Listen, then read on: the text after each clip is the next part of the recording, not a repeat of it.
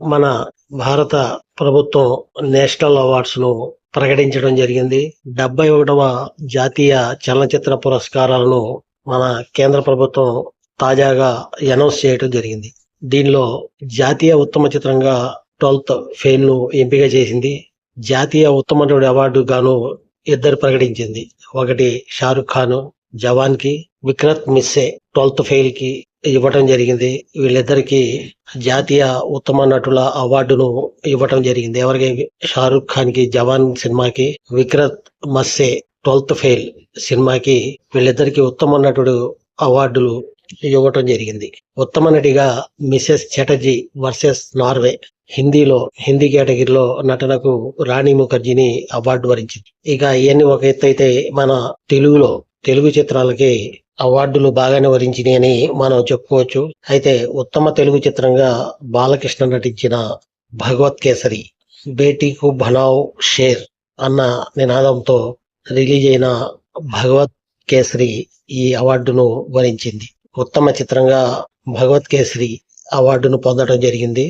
అలాగే ఉత్తమ action stunt కొరియోగ్రఫీలో హనుమాన్ సినిమా అవార్డు దక్కించుకోగా, ఉత్తమ గేయ రచయితగా బలగంలో ఊరు పల్లెటూరు పాటకు గాను కాసర్ల శ్యామ్ అవార్డును సొంతం చేసుకున్నారు. అలాగే ఉత్తమ తమిళ చిత్రంగా పార్కింగ్ కు అవార్డు వరించింది.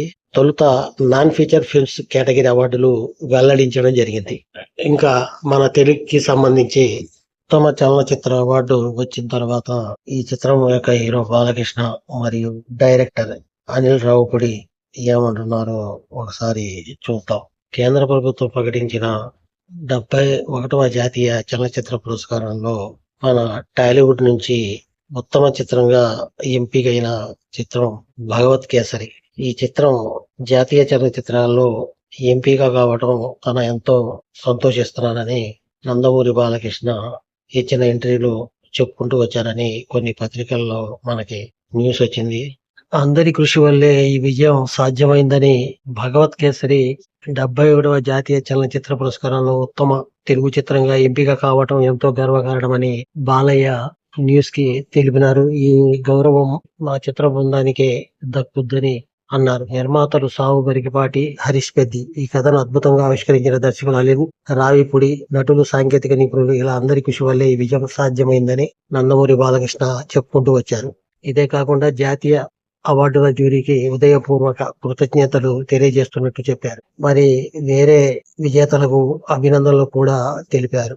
వీళ్ల ప్రతిభ భారతీయ సినీ రంగానికి మరి ఎన్నో ఉన్నత శిఖరాలకు చేరుస్తుందని పేర్కొన్నారు. ఈ గుర్తింపు మరింత స్ఫూర్తినిస్తూ ప్రపంచవ్యాప్తంగా ఉన్న తెలుగు ప్రేక్షకుల హృదయాలను తాకే శక్తివంతమైన కథలను అందించాలన్న మా తపనను రెట్టింపు చేస్తుందని పేర్కొన్నారు. ఇక అనిల్ రావిపూడి మాట్లాడుతూ మరోవైపు భగవత్ కేసరి తన కెరీర్ లో చేసిన విభిన్నమైన ప్రయత్నంగా తెలిపారు. తాను నమ్మినట్టుగా ప్రేక్షకులు దాన్ని ఆదరించారని గుర్తు చేసుకున్నారు. ఈ వచ్చిన పురస్కారం బోనస్ అని, ఈ స్ఫూర్తితో తాను ఇంకా మంచి చిత్రాలు రూపొందించి ఈ ప్రయత్నానికి జాతీయ స్థాయిలో గుర్తింపు రావడం చాలా ఆనందంగా ఉందని అన్నారు. కమర్షియల్ ఎలిమెంట్ తోనే నిర్మించిన చిత్రం బనావో బేటీకు షేర్ కాన్సెప్ట్ ను చెప్పగలిగామని దర్శకుడు అనిల్ రావిపూడి చెప్పుకుంటూ వచ్చారు.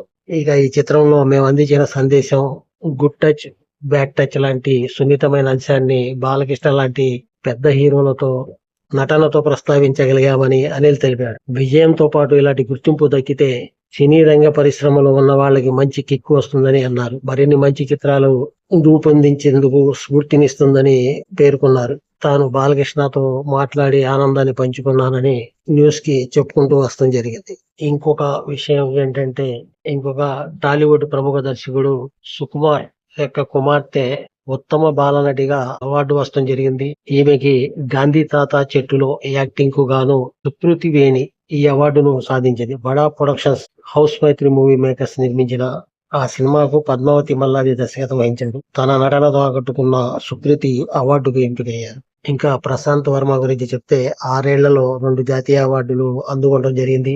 తెలుగు సినిమా ఇండస్ట్రీలో టాలెంట్ యంగ్ డైరెక్టర్లో మొదటి వరుసలో ఉండే పేరు ప్రశాంత్ వర్మ.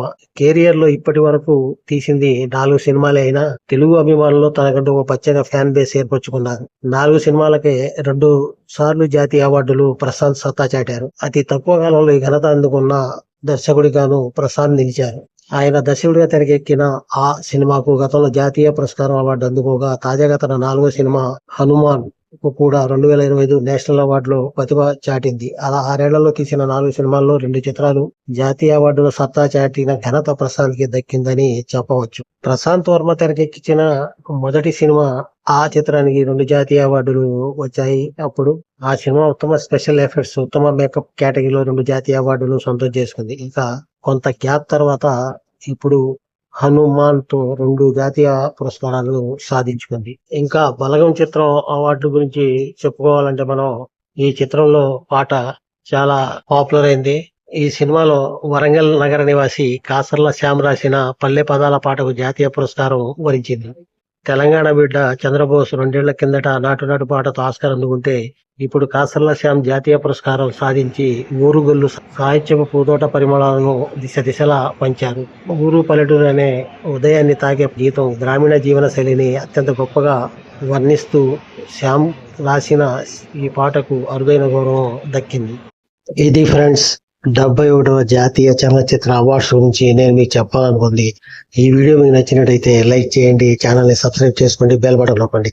Thank you. జై హింద్.